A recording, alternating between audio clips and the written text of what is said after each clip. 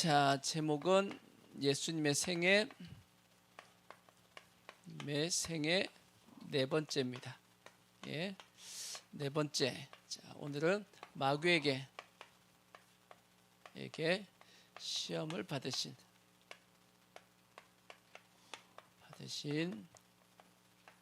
예수님. 자, 지난주에 말씀이 예수님께서 세례 요한에게 이제 세례를 받으셨습니다. 세례 받고 그다음 무슨 일이 있었죠? 오늘 말씀에 시험 받으러 갔다고 돼 있죠. 근데 성경을 보면 예수님이 세례 받고 바로 광야로 가신 것이 아닙니다.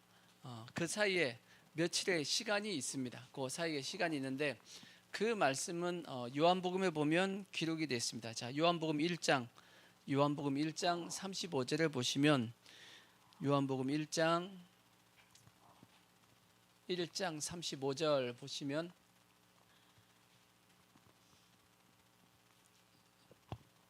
자, 또 이튿날 요한이 자기 제자 중 두 사람과 함께 섰다가라고 돼 있죠. 또 이튿날, 무슨 이튿날이냐면 예수님의 세례 받으신 그날 다음 날입니다. 예수님 세례 받으신 다음 날 어떤 일이 있었냐?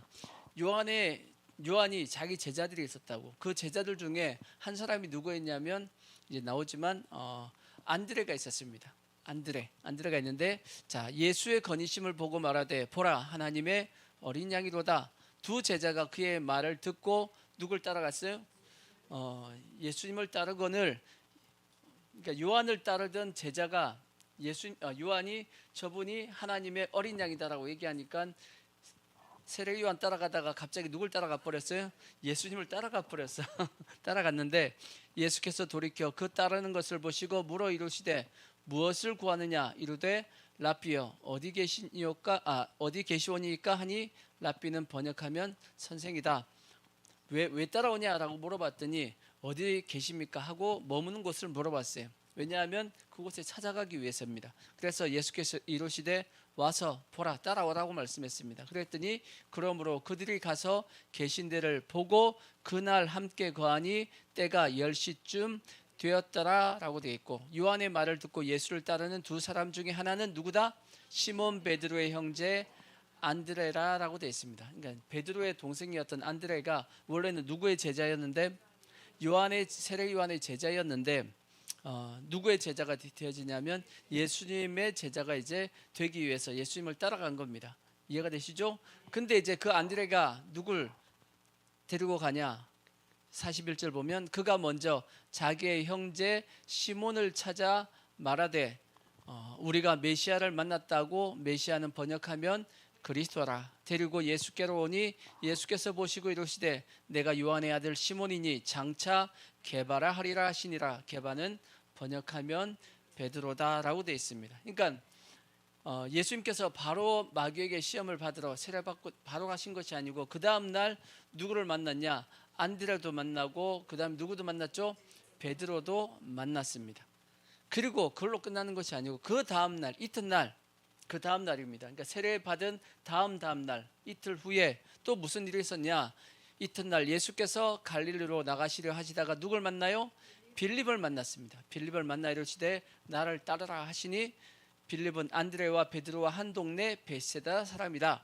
이 빌립이 이제 예수님의 제자가 되었고, 그리고 그 빌립이 또 누구를 예수님에게 소개하냐면 나다나엘을 소개했다라고 되어 있어요. 45절 보면 빌립이 나다나엘을 찾아 이르되 모세가 율법에 기록하였고 여러 선지자가 기록한 그 일을 우리가 만났으니 요셉의 아들 나사렛 예수다라고 되어 있습니다. 그러니까 그랬더니 이 나다나엘이 이제 보면 어떻게 나사렛에서 선한 것이 날 수 있냐 하면서 쭉 얘기했죠. 그래서 나중에 이제 예수님의 제자가 나다나엘이 이제 되게 되는데, 이 나다나엘은 누구냐면 예수님의 12주자 중에 한 명이었던 바돌로메입니다. 바돌로메가 나다나엘입니다. 그리고 이제 세례받고 이틀이 지났습니다. 그리고 나서 그 다음 날 또 보시면, 자, 2장 1절을 보시면 그 뒤에 이제 쭉 내려가 보시면 2장 1절 보시면 사흘째 되던 날, 무슨 사흘째예요? 세례받고 3일째 되던 날에 무슨 일이 있었냐면 갈릴리 가나 홀레가 있어 가나의 혼인잔치 있었죠. 그 혼인잔치에서 무슨 일이 있었어요? 물이 번화에 포도주가 되는 일이 있었죠. 그 일이 끝나고 난 다음에 예수님은 어디로 가시냐면 광야로 간 것 같습니다. 이해가 되시죠? 자, 뒤에 보시면 그 뒤에 2장 12절 11절 보시면 11절 보시면 자, 예수께서 이 첫 표적을 갈릴리 가나에서 행하여 그의 영광을 나타내심에 제자들이 그를 믿으니라. 그 후에 예수께서 하고 이제 시간이 어느 정도 그 후라고 되어 있습니다. 이건 이제 시간을 알 수 없는 시간이 지났고, 그리고 나서 이제 2장 13절 보면 유대인의 유월절이 가까운지라 예수께서 어디에 올라가셨냐면 예루살렘에 올라가서 예루살렘 성전을 뭐하죠? 한번 뒤엎는 그런 일이 있는데, 예루살렘의 성전을 한번 이렇게 뒤엎는 그 사건이 성경에는 몇 번 나와 있냐? 2번 나와 있어요.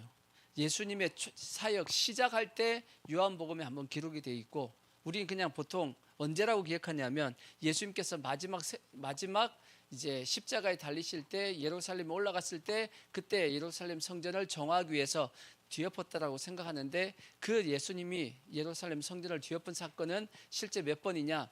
2번 있습니다. 사역 초기에 한 번 있었고, 그게 요한복음 2장의 내용이고, 그 다음에 이제 마태복음에 보면 다시 예수님께서 마지막 이제 십자가에 달리시기 위해서 예루살렘에 올라갔을 때 또 한 번 정화 작업을 합니다.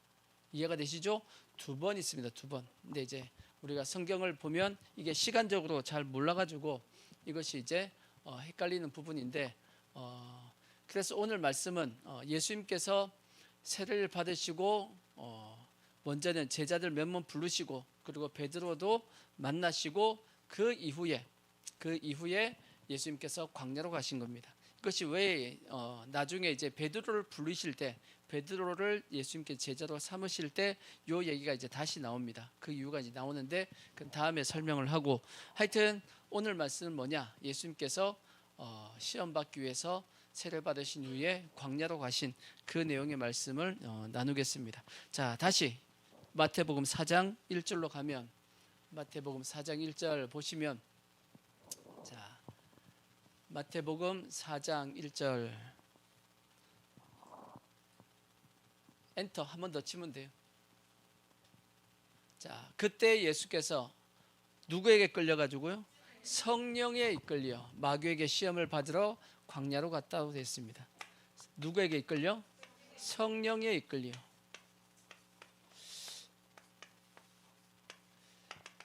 세례를 받고, 예수님이 세례를 받았으니까 그때 세례를 받으실 때 어떻게 했죠? 성령의 비둘기까지 같이 임했다라고 되어 있죠. 성령 충만할 때입니다. 그래서 성령에 이끌려 가지고 하나님의 역사를 나타낼 줄 알았더니 성령님이 어디로 끌고 갔죠? 광야로 끌고 가셨습니다. 이게 중요합니다. 성령에 충만하면 하나님께서 어디로 끌고 가시냐면 광야로 끌고 가십니다. 우린 성령 충만하면 하나님께서 바로 역사하실 걸로 생각을 하는데 그게 아니고 광야로 이끌고 갑니다. 첫 번째 뭐냐? 하나님은 연단 후에 쓰십니다. 연단 후에 뭐한다? 쓰신다. 이걸 기억하셔야 됩니다. 성령 충만 받고 바로 쓰임 받는 것이 아니고 연단을 하시고 난 다음에 하나님은 쓰신다라는 것입니다. 이걸 우리가 기억을 해야 되는데, 이걸 기억 못하고 성도들이 성령 충만하면 바로 쓰임 받을 줄 알고 모든 게 다 잘 될 줄 알고 생각하는데 아니에요. 연단이 안 되어지면 하나님이 쓰시기가 어렵습니다. 근데 이제 희한하게도 예수님은 연단 받을 필요가 있어요, 없어요? 없어. 솔직히 얘기하면 예수님이 뭔 연단이 필요하겠냐고. 그죠? 하나님의 아들이시고 이미 다 예비가 되시고 준비되신 분인데 무슨 연단 받을 필요가 있냐? 그럼에도 불구하고 하나님은 성령님은 예수님을 연단 받게끔 하셨습니다. 왜 그러냐? 완전한 인간으로 오셨다는 것을 우리에게 보여주시고, 또 예수님께서 우리의 모든 삶의 본으로 보여주셨기 때문에 예수님은 우리 인간의 모든 과정을 다 하나님은 거치시게 만든 겁니다. 연단이 필요 없으신 분이지만 하나님은 예수님을 연단 받게 만드셨습니다. 그래서 히브리서에도 보면 그가 아들이시면서도 뭘 통해서? 고난 중에 순종을 통해서 순종 고난을 통해서 순종을 뭐 하겠다고요? 배우게끔 만드셨다 그랬어. 아들이지만 아들이기 때문에 굳이 필요 없습니다. 하나님의 아들인데 굳이 필요 없는데도 불구하고 고난을 통해서 순종함을 배워서 하나님의 아들로서 제사장으로서 대제사장으로서 칭함을 받게 하셨다. 온전하게 만드셨다라고 성경에 그렇게 말씀하신 겁니다. 그러니까 하나님이 성부 하나님이 성자 예수님을 특별 우대를 하지 않았습니다. 특별 대우를 안 했습니다. 똑같이 누구와 같이 우리 인간의 모든 과정을 똑같이 겪게끔 하셨는데 오히려 우리 인간이 겪는 것보다 예수님은 더 훨씬 강하게 세게 훈련을 받으셨어. 세게 테스트를 받았단 말이에요. 어떻게 보면 오늘날도 이렇게 해야 됩니다. 그러니까 뭔가 자기 자녀에 대해서 뭐 대기업 총수라든지 이렇게 뭔가 큰 걸 물려주려고 그러면 어떻게 해야 되냐? 확실하게 훈련을 시켜야 되지. 처음부터 밑바닥을 다 겪으면서 올라오게 만들면 진짜 나중에 위대한 어떤 지도자가 될 수 있고 인도자가 될 수 있는데 아예 처음부터 그냥 위에서 계속 움직이게 하면 어떻게 되냐? 밑에 사정을 모른단 말이에요. 그러니까 예수님은 하나님께서 그것을 아시고 아예 처음부터 어떻게 했어요? 밑바닥을 다 겪게끔 만드신 겁니다. 그래서 예수님은 우리의 모든 사정을 다 뭐 하신다고요? 다 아시고 그래서 우리가 힘들고 어려울 때 예수님은 하나님이니까 이런 거 모르시겠지? 아니요. 더 뭐 하신다고요? 더 잘 아십니다. 우리와 같이 모든 것을 다 예수님이 다 당하셨기 때문에 일부러 그렇게 다 당해 주신 겁니다. 그래서 우리의 모든 사정을 주님은 다 뭐 하신다? 다 아신다라는 걸 그래서 이제 예수님도 연단을 통해서 온전하게 되었다라고 성경이 그렇게 말씀을 하고 있는 겁니다. 그래서 예수님도 연단 받았다라면 우리는 당연히 연단 받아야 돼요? 안 받아야 돼요? 우리도 당연히 연단 받아야 됩니다. 연단 받아야지만 우리도 뭐가 되냐면 온전하게 되어지고 욥기서의 말씀처럼 연단을 통해서 정금 같은 뭐가요? 믿음이 될 수 있는 겁니다. 아멘. 그래서 우리도 성령 충만하면 하나님이 바로 쓰신 것이 아니고 뭐하고 쓰신다? 연단 후에 쓰신다라는 걸 꼭 기억해야 될 것이고 하지만 연단의 기간은 사람마다 다 다릅니다. 얼만큼 빨리 하나님의 목적에 도달하느냐에 따라서 연단의 기간은 다 다릅니다. 예수님은 며칠 걸렸어요? 40일 걸렸습니다. 예수님은 40일 걸렸고 이스라엘 백성들은 몇 년 걸렸냐? 40년 걸렸습니다. 40년 광야의 생활을 했고 아브라함 몇 년 했죠? 아브라함은 몇 년 동안의 연단이 있었냐? 아브라함 몇 년이에요? 아브라함을 하나님께서 부르셨을 때 가나안 땅에 들어왔을 때 나이가 몇 살이냐면 75세라고 되어 있어. 75세에 불렀고 그가 이삭을 낳았을 때는 100세였습니다. 그러니까 기본적으로 아브라함은 약 25년 정도의 연단의 기간이 있었다고 볼 수 있고 이삭은 좀 빠릅니다. 이삭은 단번에 실제 예수님을 예표하는 이삭은 아브라함의 그 모리아산에서 죽이려고 할 때 바로 순종해가지고 단번에 끝냅니다. 그러니까 성경의 가장 짧은 시간에 연단이 끝난 사람이 누구냐? 이삭입니다. 그래서 이삭은 그 삶 가운데 뭐가 적냐면 환란이 적어요. 환란이 별로 없습니다. 또 야곱의 연단은 원체 깁니다. 원체 긴데 앞부분의 연단은 20년입니다. 자기 삼촌 라반에게서 하란에서 20년 동안 연단을 받았고 그 이후에도 가나안 땅으로 돌아온 이후에도 자기 자식들한테 속고 하여튼 사건들이 많이 터지죠. 그래서 나중에 이제 야곱이 얘기하잖아. 무슨 세월을 보냈다고요? 험악한 세월을 보냈다라고. 왜 험악한 세월을 보냈냐? 하나님이 연단 가운데 이 야곱이 원체 뺀질뺀질 거려가지고 여러분 뺀질뺀질 거리면 연단이 뭐예요? 길어집니다. 길어지니까 될 수 있으면 연단은 짧은 게 좋아요? 긴 게 좋아요? 짧은 게 좋습니다. 요셉은 몇 년이요? 요셉은 13년입니다. 17세에 애굽에 팔렸습니다. 그리고 그가 30세에 애굽의 총리가 되었기 때문에 13년. 요셉은 되게 짧죠. 왜 짧은가라고 볼 수 있는데 왜 짧은가라고 보면 그가 빡세게 받았어. 빡세게 노예로서 살았죠. 그 다음에 깜빵에 살았죠. 빡세게 했습니다. 빡세게 짧게 하실래요? 아니면 안 빡세게 좀 길게 하실래요? 어. 연단 안 받고 쓰임 받고 싶어요? 그건 없어. 그건 없어. 그 다음에 또 모세는 몇 년이요? 모세도 40년입니다. 모세도 40년 미디안 광야에서 40세에 그가 애굽의 왕자로서 한번 이스라엘 백성을 구원해 보려고 하다가 구원 못하고 광야를 이제 미디안 광야로 이제 도망갔다가 거기서 40년 동안 광야에 살게 되죠. 그게 이제 그의 연단 기간이다라고 볼 수 있고, 광야 없이는, 연단 없이는 하나님 앞에 쓰임 받는 것은 없습니다. 반드시 쓰임을 받기 위해서는 연단을 받아야 되는데, 하나님의 그러면 이 연단의 목적이 뭐예요? 목적이, 연단의 목적은 하나님이 쓸 수 있는 사람이죠. 어떤 사람을 쓰시냐? 이제 방금 뒤에 이제 조금 있으면 나오지만 예수님께서 말씀했듯이 신명기 8장 2절에 나와 있는 말씀처럼 사람이 떡으로만 사는 것이 아니고 하나님의 입에서 나오는 모든 말씀으로 사는 줄 깨닫게 하기 위해서, 하나님께서 신명기 8장 2절에 보면 내가 너희들을 이 광야 40년 동안 걷게 하신 이유가 뭔지 아느냐 하고 말씀해 주셨어요. 그것이 뭐냐면 사람이 떡으로만 사는 것이 아니고 하나님의 입에서 나오는 모든 말씀으로 사는 것을 깨닫게 하기 위해서. 그러니까 그 목적이 이루어지면 그 다음부터 쓰임을 받고, 그 목적이 이루어지지 않으면 계속 뭘 해야 되죠? 연단의 기간이 우리가 거쳐야 됩니다. 다시, 연단의 기간이 짧으면 좋겠어요? 길어지면 좋겠어요? 짧으면 좋겠죠? 그럼 뭐 하면 되겠어요? 하나님의 말씀대로 빨리 살아가시면 돼. 알기는 아는데 알기는 아는데 그대로 하기는 쉽지 않죠. 그죠? 결국은 디모데후서에 보면 하나님께서 큰 집에 많은 그릇이 있다라고 말씀했죠. 뭐 금그릇, 은그릇, 뭐 유리그릇, 질그릇, 뭐 나무그릇 많은데 그 중에 어떤 그릇 쓰신다고요? 깨끗한 그릇을 쓰신다고 말씀했지.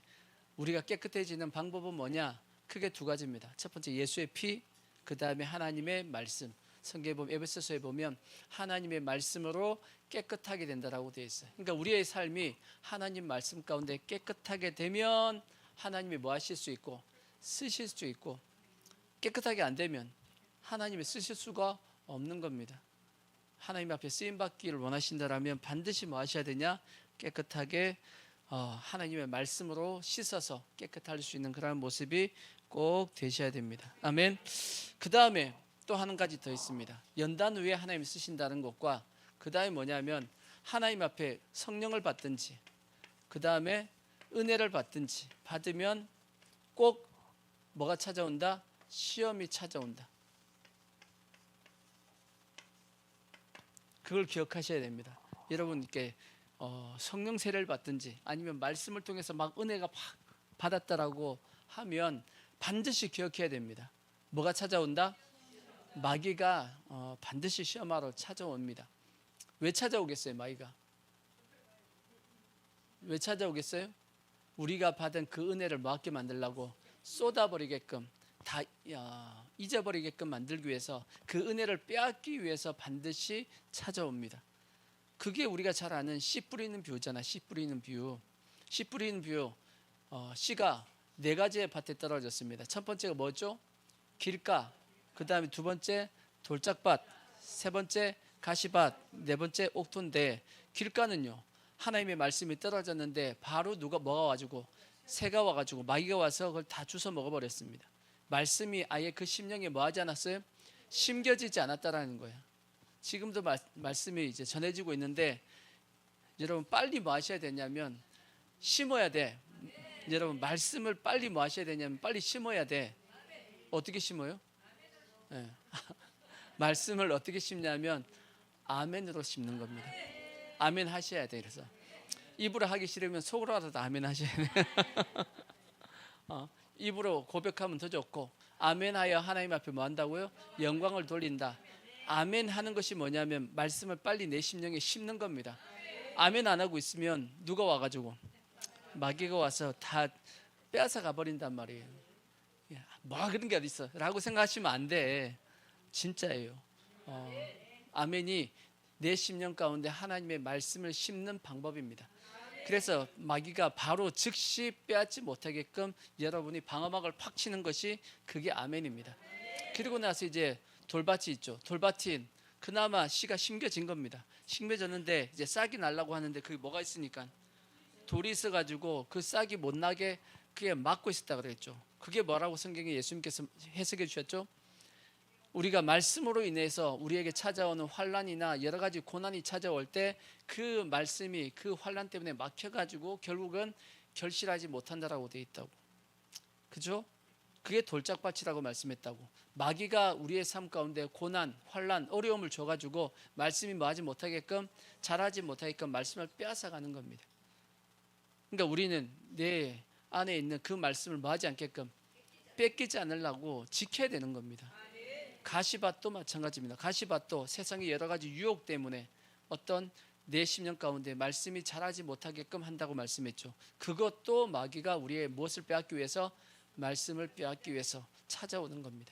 옥토는 결국은 뭐냐? 그 모든 것을 다 이겨내고 말씀을 만 거죠. 지켜낸 겁니다. 지켜냈더니 어떻게 돼요? 거기서 결실을 맺은 겁니다. 30배, 60배, 100배의 결실을 맺었다라고 되어 있잖아. 아멘. 그러니까 우리가 뭘 해야 되냐? 말씀을 지켜야 됩니다. 은혜 받았다, 뭔가 충만하다라고 생각되시면 반드시 여러분 기억하셔야 돼. 은혜 받고 은혜 받았다 싶으면 여러분 경계하고 집에 가셔야 돼. 왜냐? 이런 경험이 많을 겁니다. 은혜를 받아갖고 너무 좋아가지고 딱 집에 갔는데 누가 기다리고 있죠? 남편이 무슨 눈을 해가지고 뱀눈을 해가지고 째려보고 있다고. 보통 이제 그런 경우가 많거든. 남편이 평상시는 교회 다녀와도 뭐 그냥 본둥 마는 둥 그냥 하고 지나가더니 은혜 받고 나면 분명히 시비 겁니다. 왜요? 내 받은 은혜를 막기 위해서 쏟아내게끔 하려고. 남편이 뭐 하냐면 시비 건다고. 그러니까 은혜 받았다 싶으면 빨리 뭐 하셔야 되냐면 경계를 하시고 가셔야 돼. 남편이 아무리 시비를 걸어도 그냥 그 앞에서 무조건 어떻게 해야 되냐? 할렐루야 하고 웃어야 돼. 아시겠죠? 무조건 웃어야 돼. 같이 싸우면 싸워가지고 확 하는 화를 확 내든지 욱 하는 순간 은혜가 확 쏟아져 버립니다. 깨져 버린다고. 남편이 1순위고 2순위가 누구냐면 자식들입니다. 자식들. 평상시 별로 사고 안 치던 자식들이 은혜 받고 갔더니 뭔가 사고를 쳐놓고 있어. 집안을 막 엉망진창 만들어 놨든지 뭔 그렇게 해놨단 말이에요. 그러면 어떻게 해야 돼요? 할렐루야 해야 돼 또. 이 마귀가 또 시험하는구나라고 생각하고 그걸 잘 이겨나가서 뭘 지켜야 되냐면 내 심령에 이 은혜를 지켜야 된다고. 그런 지혜가 우리에게 있어야 됩니다. 그래서 우리 꼭 기억하셔야 돼. 성령 충만하고 하나님의 은혜가 충만하면 반드시 뭐가 찾아오냐? 시험이 찾아온다. 하나님은 연단하신 이후에 우리를 쓰신다라는 것을 꼭 기억해야 됩니다. 아멘. 두 번째가 이제 오늘 본문적인 말씀, 이제 세 가지 뭐가 있죠? 시험이 이제 있습니다. 세 가지 시험. 예수님만 마귀가 시험하는 것이 아니고 오늘날 똑같이 우리에게도 예수님이 당하신 그 시험을 똑같이 우리도 당합니다. 아멘. 세 가지 시험. 첫 번째가 뭐 있죠? 첫 번째가 돌이 떡덩이가 되게 하란 시험이었고, 두 번째 시험은 성전 뛰어내리라, 성전 꼭대기에서 뛰어내리라 하는 시험이었고, 세 번째는 마귀에게 뭐하라? 경배하라 그런 시험이었습니다. 첫 번째 이 시험은 뭐에 대한 시험이냐면 육에 대한 시험입니다. 육. 두 번째는 혼에 대한 시험이고, 이거는 영에 대한 시험입니다. 이 세 가지 시험을 우리도 동일하게 다 받습니다. 이걸 다 뭐 하셔야 되냐면 다 시험에 이겨내셔야 됩니다. 그리고 나서 예수님께서 이르고 나서부터 드디어 이제 공생애가 본격적으로 시작되어지듯이 우리도 마찬가지입니다. 이러한 시험이 다 통과가 되면 그때부터 이제 하나님께서 뭐 할 수 있냐? 쓰실 수 있는 그러한 자격을 가지게 됩니다. 아멘.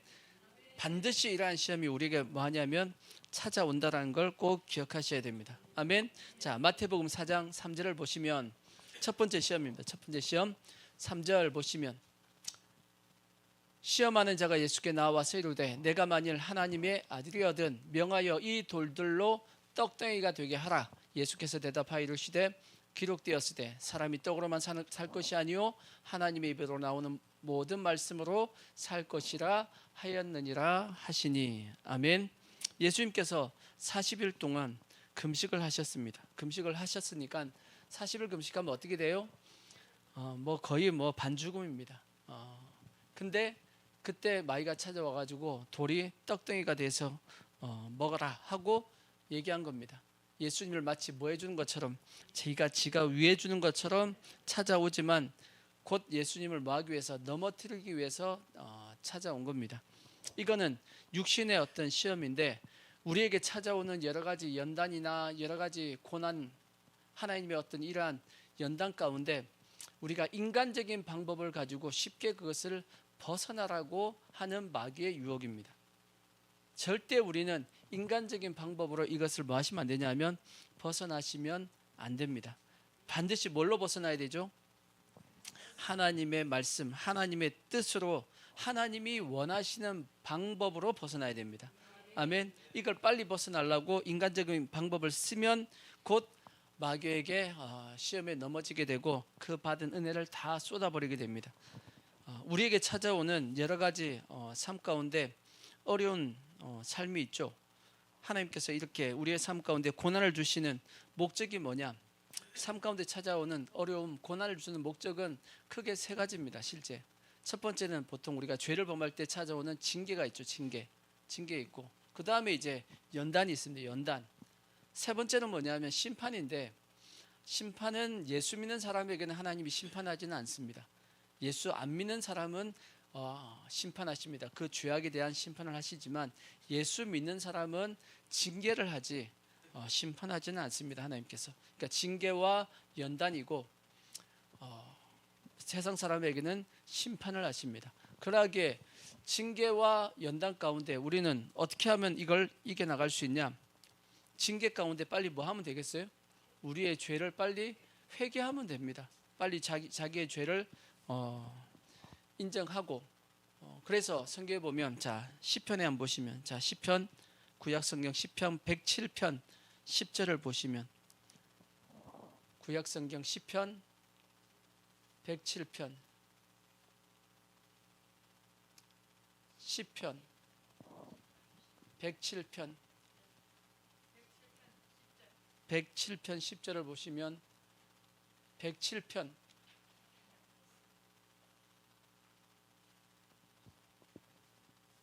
자 보시면 사람이 흑암과 사망의 그늘에 앉으며 공고와 쇠사슬에 매임은 이유가 뭐 때문이죠?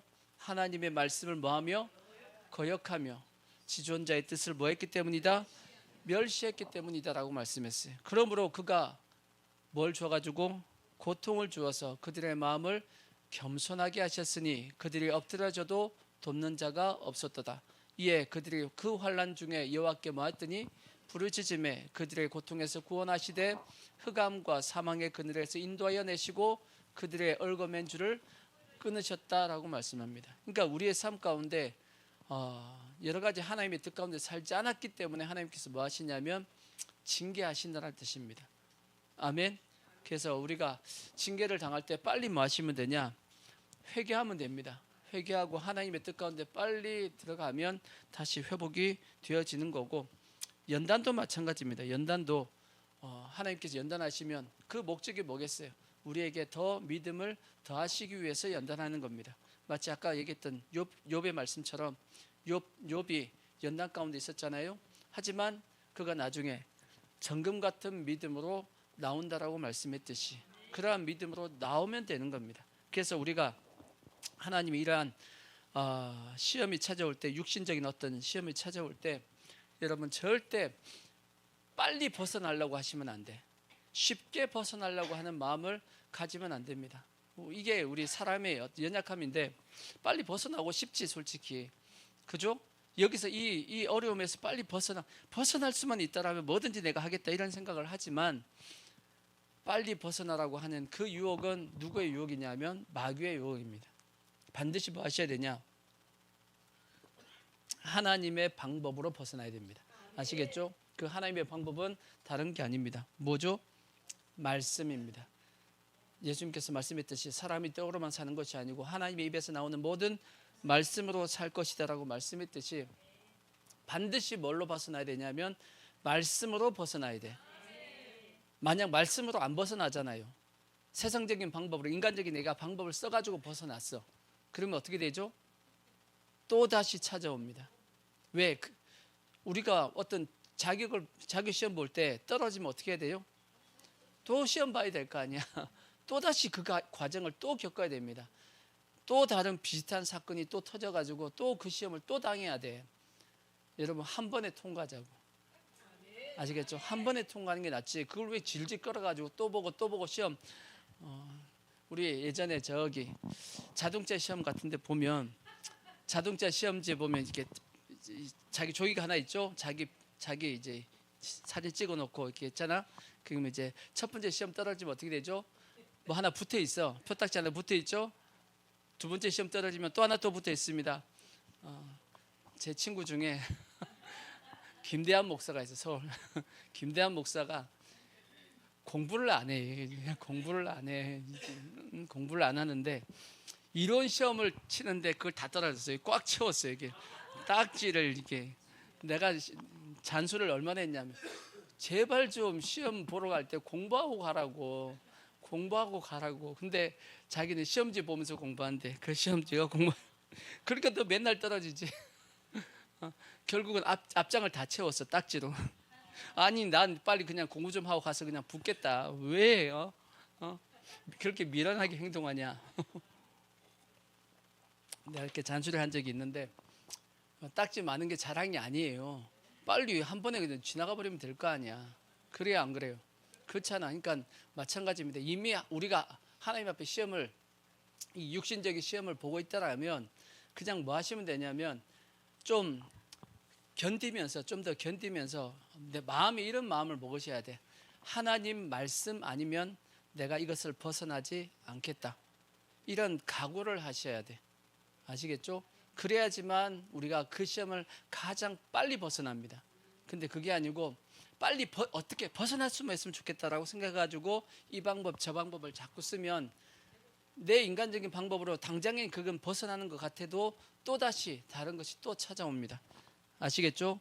그래서 하나님의 목적이 뭐겠어요? 우리 연단을 하시는 목적은 하나님이 쓰시는 사람이 되게 하게끔 하기 위해서 연단을 하시기 때문에 하나님은 그 목적이 되기까지 끊임없이 뭐 하시냐면 연단하십니다. 아까 말씀했잖아요. 연단의 기간이 다 어때요? 다 다르다고 그랬어요. 짧은 사람이 있고 긴 사람이 있다고 그랬어요. 예수님 짧게 가자고. 아시겠죠? 예수님이 하셨던 방법을 쓰셔야 됩니다. 예수님 뭘로 쓰셨냐? 기록되었으되. 우리가 앞으로 보겠지만 예수님이 첫 번째 시험도 뭘로 통과하셨냐면 기록되었으되, 두 번째 시험도 기록되었으되, 또 세 번째 시험도 기록되었으되라고 예수님께서 말씀합니다. 반드시 말씀을 통해서 벗어나야 됩니다. 아시겠죠? 그리고 이제 두 번째 시험이 뭐냐? 혼의 시험입니다. 예수님을 마귀가 성전 꼭대기에 올라갔습니다. 올라가가지고 거기서 뭐 하라고요? 뛰어내려 보라고 합니다. 구약 성경의 시편에 보면 뛰어내리면 누가 와가지고 천사가 와가지고 탁 받들어 줄 것이다. 그러면 그것을 보는 수많은 사람들이 어떻게 하겠어요? 와, 메시아가 나타났다 하고 너가 영광 안 받겠냐? 너가 메시아인 것을 온 세상에 다 알릴 수 있고 얼마나 좋냐? 한번 해봐라 했더니 예수님께서 뭐라고 말씀했냐? 자, 마태복음 다시 보시면 4장 5절 보시면 마태복음 4장 5절.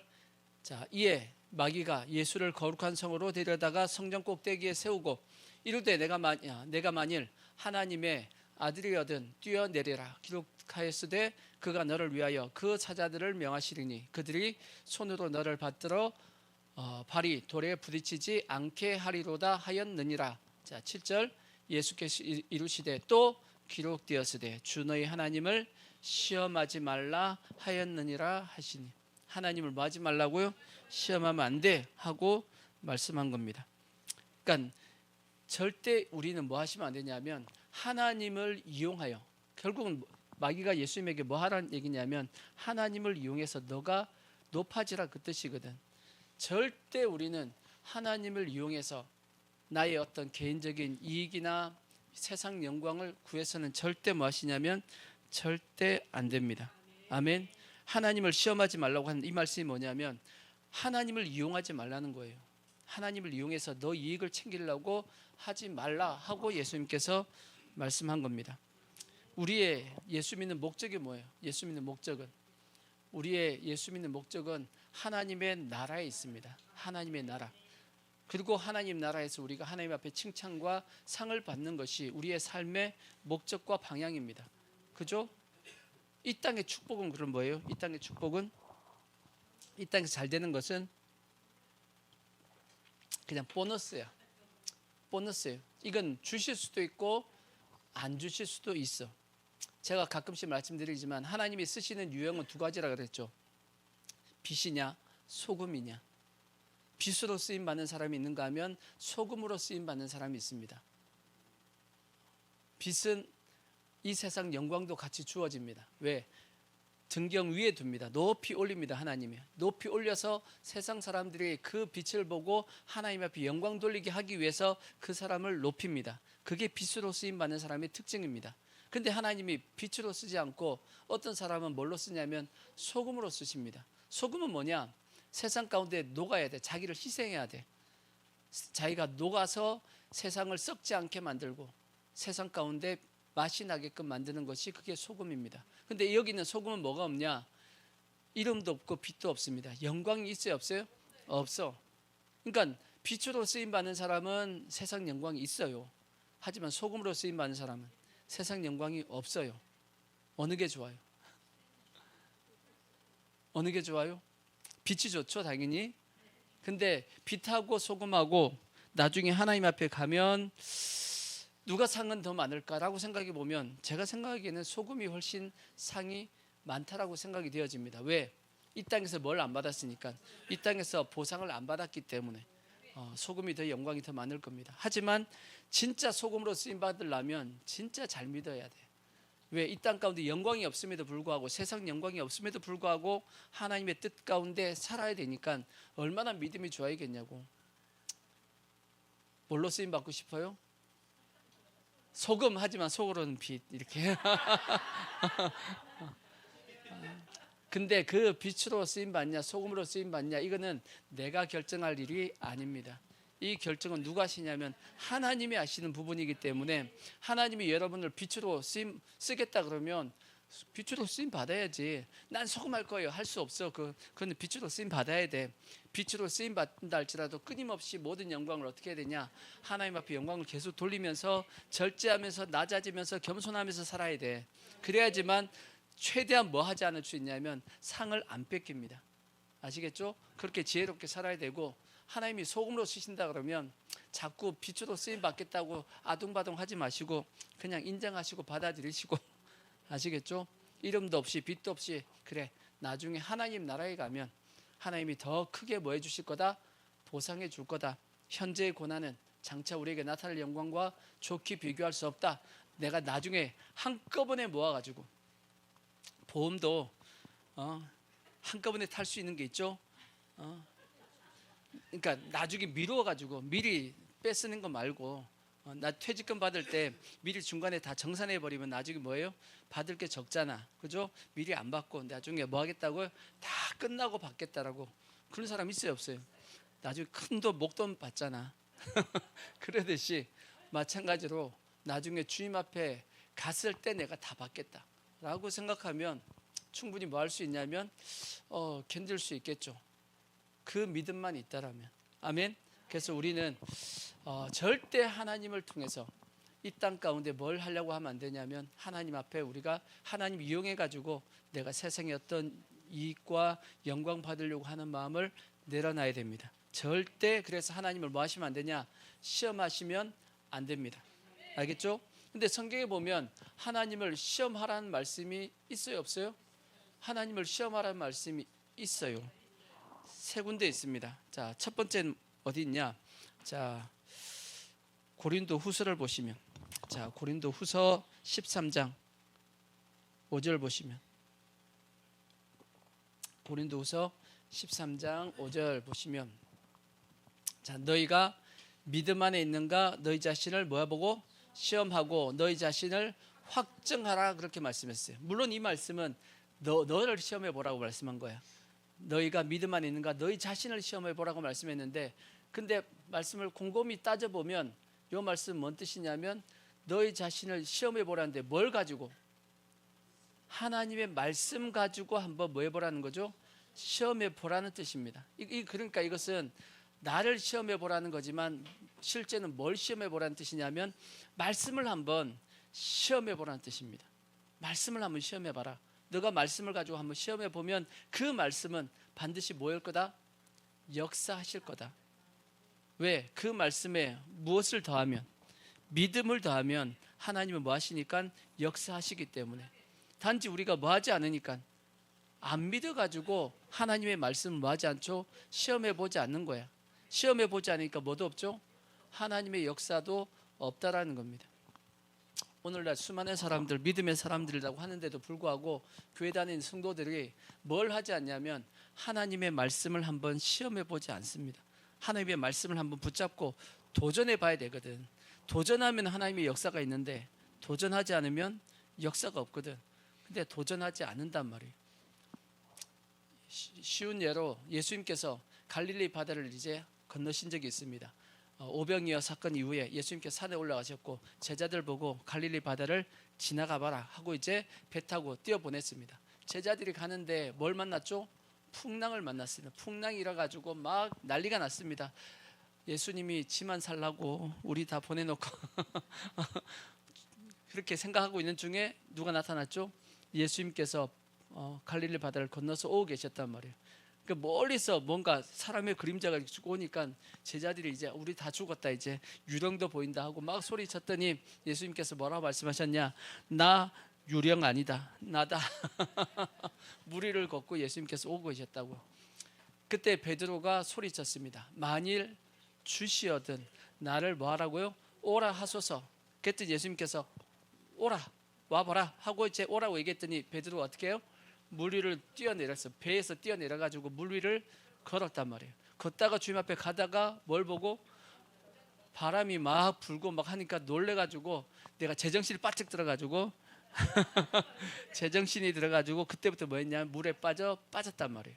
예수님께서 물에 빠져서 허둥대고 있는 베드로를 다시 올리시면서 믿음이 적은 자여 왜 의심하느냐 하고 다시 물 위를 걷게 하셨고 예수님과 함께 배 위에 올랐다는 말씀이 있어요, 없어요? 있었단 말이에요. 그러면 베드로는 물 위를 걸었습니다. 물론 중간에 빠졌지만 걸은 적 있어요, 없어요? 있었다고. 예수님께서 와보라는 그 말씀이 뭐 한 거죠? 순종하고 한번 믿음으로 도전해 본 겁니다. 도전했더니 물 위를 걷는 역사가 있었습니다. 다른 제자들은 뭐 하고 있었죠? 다른 제자는 베드로 보면서 미쳤어 하고 절대 배 위에서 안 내려갑니다. 왜? 내려가면 죽는다고 생각하니까 배 위에 안전하게 그냥 배 안에 있었단 말이에요. 그러면 예수님께서 원하시는 믿음의 모습은 뭐냐? 베드로와 같이 한번 하나님의 말씀을 붙잡고 뛰어내려 보라는 겁니다. 근데 오늘날 성도들이 뛰어내리냐? 뛰어내려요? 안 뛰어내려.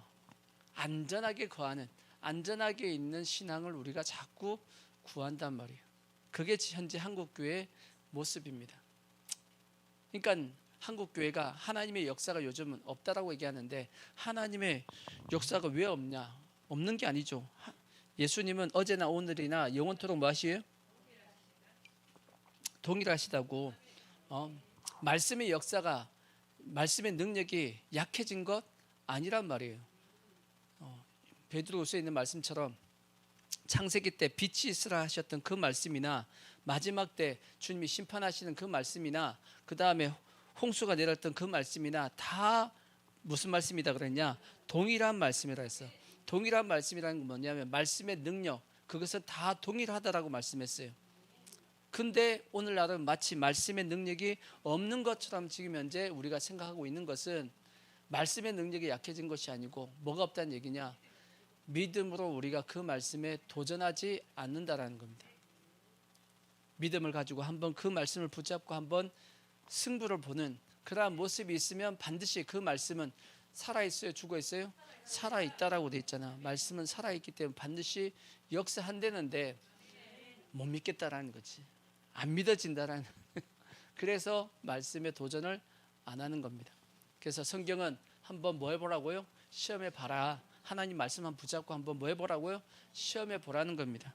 아멘. 그래서 첫 번째 시험이고, 두 번째 에베소서 5장 10절입니다. 에베소서 5장 10절 보시면 5장 10절 보시면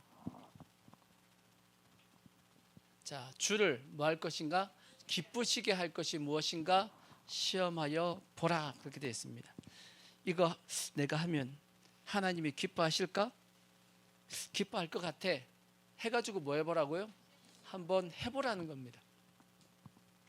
이거 주님이 기뻐하실 것 같아. 그러면 해보는 겁니다. 물론 내가 시험해서 해본다고 해서 다 되는 것도 아니고 그 일이 잘 되는 것도 아니고 오히려 망칠 수도 있습니다. 그럼에도 불구하고 그가 주를 위해서 주를 한번 기쁘게 해봐야겠다라고 생각하고 했던 그것은 하나님을 어떻게 하시냐면 기쁘시게 합니다. 마치 아이들이 이제 엄마 아빠가 밖에 다 나가 있는데 저녁에 엄마 아빠 오기 전에 만약 밥을 준비한다고 한번 생각해봐. 밥을 준비한다. 밥을 준비했어요. 애들이 밥 준비하면 맛있게 하겠어요? 저도 예전에 한번 한 적이 있는데 엄마한테 혼났지만 나는 예전에는 쌀을 어떻게 했냐 빡빡 씻었거든. 난 내가 어릴 때 빡빡 씻는 걸 내가 봤거든. 봐가지고 진짜 빨래 빨듯이 빡빡 긁었거든. 빡빡 해가지고 밥을 했는데 밥이 완전 엉망진창이 되고 밥알이 다 깨져버렸어. 하도 문질러가지고 밥 깨졌는데 그때는 쌀이 되게 귀한 시절이라 내가 혼났어. 근데 저 마음이 뭐냐? 저는 마음이 엄마 오는데 내가 뭐야 밥을 한번 해봐야지 한 그 마음이지. 아이들이 또 부모를 위해서 또 설거지 하겠다고 하면 잘해요. 나중에 엄마가 다시 또 해야 돼. 근데도 불구하고 부모의 마음은 뭐죠? 기뻐. 왜? 저놈들이 나를 뭐해? 나를 위하려는 마음을 가지고 있네. 이런 생각이 들잖아. 비록 그 일은 엉망이 된다 할지라도 그 뭐는 좋냐? 중심. 그들의 마음은 하나님께서 받으시고 기뻐하신다고. 똑같습니다. 우리가 믿음이 아직 연약할 때는 이렇게 하면 주님이 기뻐하시겠지 하면 해보십시오. 다 안 될 때도 있어. 오히려 결과가 나쁠 수도 있어. 그럼에도 불구하고 하나님은 뭐 하시냐? 기뻐하십니다.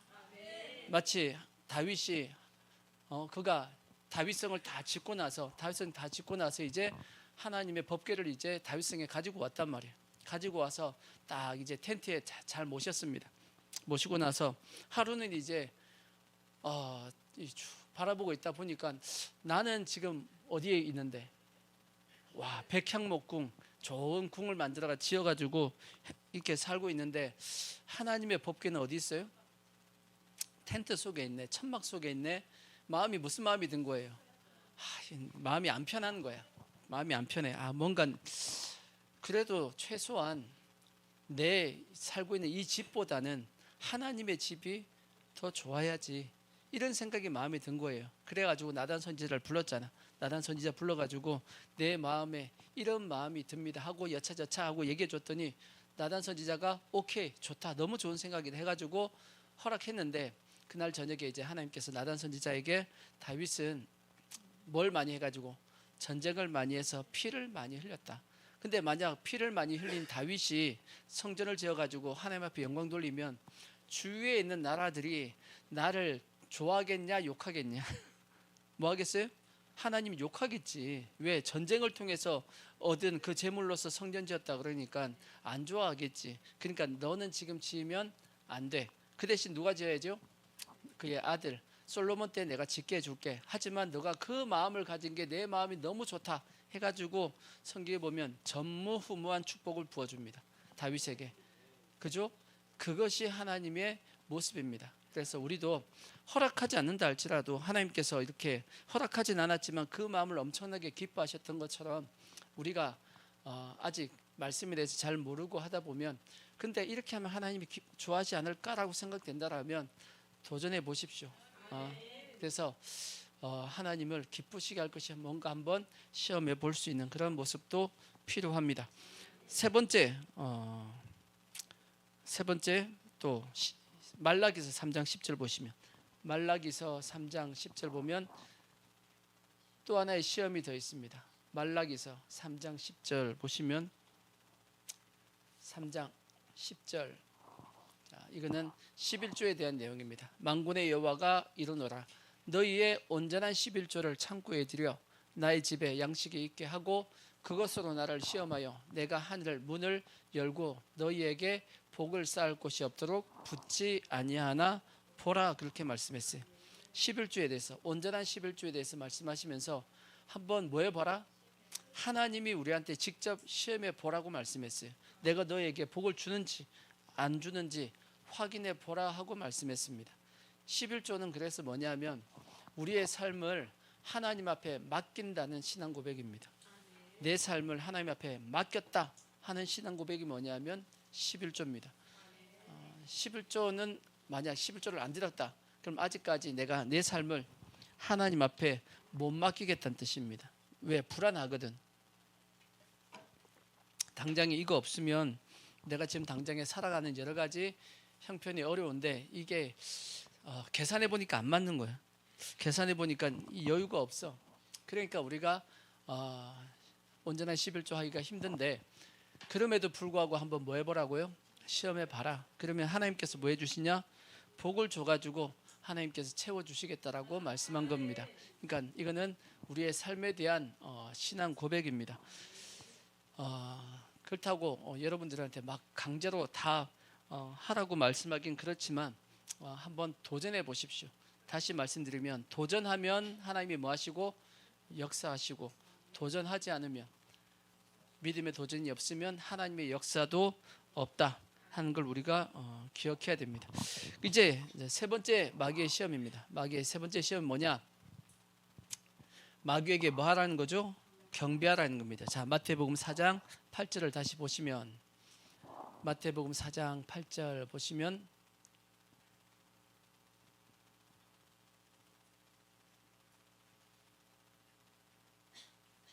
자, 마귀가 또 그를 데리고 지극히 높은 산으로 가서 천하 만국과 그 영광을 다 보여서 이르되 만일 내게 엎드려 경배하면 이 모든 것을 너에게 주리라. 이에 예수께서 말씀하시되 사탄아 물러가라. 기록되었으되 주 너희 하나님께 경배하고 다만 그를 섬기라 하셨느니라 하고 이제 말씀했단 말이에요. 그러니까 마지막 세 번째 시험 뭐냐? 이제 영적인 시험입니다. 마귀가 찾아와 가지고 예수님에게 나한테 한번 뭐 해보라고요? 엎드려 한번 경배해봐라. 그러면 내가 뭐 해주겠다? 너에게 이 천하 만국을 다 너한테 주겠다. 마귀도 예수님이 이 땅에 왜 온지를 압니다. 왜 왔다는 걸 안단 말이에요. 뭐하러 왔죠? 예수님이 이 땅의 모든 사람을 다 구원하시기 위해서 오셨단 말이에요. 그래서 마귀가 굳이 십자가 질 필요 없이 내가 나한테 한번 경배하면 내가 다 돌려줄게. 원래 이건 누구 거였는데? 원래 누구 거였죠? 원래 아담 거였어. 아담 거. 하나님께서 이 천하 만국을 다 만들고 나서 이 지구를 중심해서 다 만들고 나서 누구한테 줬죠? 아담에게 줬어요. 아담에게 줘서 아담에게 생육하고 번성하고 땅에 충만하라 정복하고 다스리라 하시면서 아담에게 다 줬단 말이에요. 근데 아담이 누구한테 속아가지고 마귀한테 속아가지고 결국은 마귀한테 자기의 모든 권한을 다 뭐 한 거냐면 다 빼앗겨 버렸어요. 아담에게 있던 모든 것이 다 누구에게 넘어갔냐? 마귀에게 다 넘어갔습니다. 왜? 아담이 누구에게 속해 버렸냐면 마귀에게 속해 버렸어. 성경에 보면 진자는 이긴 자의 종이 된다고 돼 있어. 그러니까 아담이 마귀에게 영적 싸움에서 져버린 겁니다. 져버려가지고 속아서 져버렸어. 그래가지고 결국은 아담에게 있는 모든 고난이 마귀에게 다 넘어갔어요. 그 마귀에게 넘어간 그 고난을 마귀가 가지고 있단 말이에요. 가지고 있는 걸 다시 누구한테 주겠다? 예수 너한테 줄게. 단지 뭐만 하면, 경배하면 내가 다 줄게 라고 얘기한 겁니다. 자, 이 마귀의 말은 사실이에요, 거짓이에요? 사실이에요, 거짓이에요? 한 가지는 사실이고 한 가지는 거짓이죠. 뭐냐? 한 가지 사실은 뭐냐? 자기가 모든 걸 아담에게 받은 건 사실입니다. 하지만 예수님이 경배한다고 해서 마귀가 돌려줄까요? 아니죠. 똑같이 예수님을 뭐 한 거죠? 넘어뜨리기 위해서 아담과 하와에게 한 그 수법을 똑같이 쓴 겁니다. 하와를 넘어뜨릴 때도 거짓으로 넘어뜨렸잖아. 이 선악을 알게 하는 나무의 실과를 먹으면 너가 눈이 밝아져 가지고 너가 뭐처럼 된다? 하나님처럼 된다라고 꼬셨잖아. 그게 사실이에요, 거짓이에요? 거짓이지. 거짓으로 속여서 다 빼앗아간 것처럼 똑같이 예수님이 이 땅에 오신 구원자로서 오신 그 모든 권세를 뭐 하려고? 지가 거짓으로 또 뺏으려고 한 겁니다. 예수님께서 단호하게 어떻게 했죠? 사탄아 물러가라 하고 쫓아내신 겁니다. 어차피 마귀가 하는 모든 말은 다 뭐예요?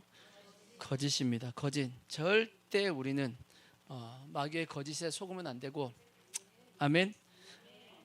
여러분, 또 우리가 가야 할 우리의 사명의 길을, 예수님은 뭘 지고 가셔야 되냐? 십자가를 지고 십자가에서 죽으셔야 됩니다. 예수님은 그 길을 쉽게 가려고 하지 않았습니다. 모든 하나님의 뜻대로 그 과정을 다 밟으셨고 결국은 사탄을 깨부셨습니다. 아멘. 그러듯이 우리도 동일합니다. 우리에게 주어진 나의 달려갈 길이 다 있어. 각자에게도 다 하나님께서 가라고 하신 그 길이 있어요, 없어요? 있어요. 사도 바울도 나의 달려갈 길과 그렇게 말씀했잖아. 각자에게 다 뭐가 있냐? 나의 달려갈 길, 사명의 길이 다 있다고요. 쉽게 가려고 생각하지 마십시오. 예수님도 십자가를 지고 가셨듯이 우리도 뭘 지고? 내 십자가를 지고 예수님을 따라가야 됩니다. 아멘. 쉽게 가려고 하는 마음 자체가, 그 자체가 결국은 마귀에게 속는 겁니다. 우리는 다만 누구만 섬겨야 되냐? 하나님만 경배하고 하나님만 섬겨야 돼. 절대 누구하고 타협하면 안 되냐면 마귀하고 타협하면 안 돼. 세상하고 타협해가지고 이 길을 가려고 하면 안 된단 말이에요. 오직 하나님 말씀 붙잡고 우리가 끝까지 하나님만 바라보고 이 사명을 감당해야 됩니다. 그래야지만 이 마귀의 시험을 뭐 할 수 있냐? 이길 수 있습니다. 근데 빨리 이 사명의 길을 가려고 적당히 타협하면 어떻게 되냐? 마치 이스라엘 백성들처럼, 이스라엘 백성들이 가나안에 있는 사람들, 하나님께서 말씀했죠. 절대 뭐 하지 말라고요? 타협하지 말라고 말씀했는데, 다 죽이라고 말씀했는데 그들을 타협하고 받아들여가지고 결국은 어떻게 되냐? 옆구리에 가시가 되고, 그죠? 올무가 되어가지고 결국은 누가 망해요? 이스라엘 백성들이 바벨론에 이렇게 멸망을 당하듯이 결국은 무너지게 됩니다. 타협하고 협상해서 타협하면, 마귀하고 쉽게 가려고 하면 결국은 내가 무너지게 된다는 걸 우리는 반드시 기억해야 됩니다. 그래서 마귀가 찾아오는 이러한 시험, 우리는 오직 누구만 섬겨야 되냐? 하나님만 경배하고 하나님만 섬겨야 돼. 아멘. 그래야지만 우리가 이 길을 갈 수 있고 끝까지 완주할 수 있고 최후 승리할 수 있습니다. 반드시 우리 뭐 해야 되냐? 최후 승리하셔야 돼. 물론 이건 약속이 돼 있습니다. 약속돼 있어. 하지만 우리가 그걸 위해서 뭐 해야 되냐면 믿음으로 가셔야 됩니다. 아멘.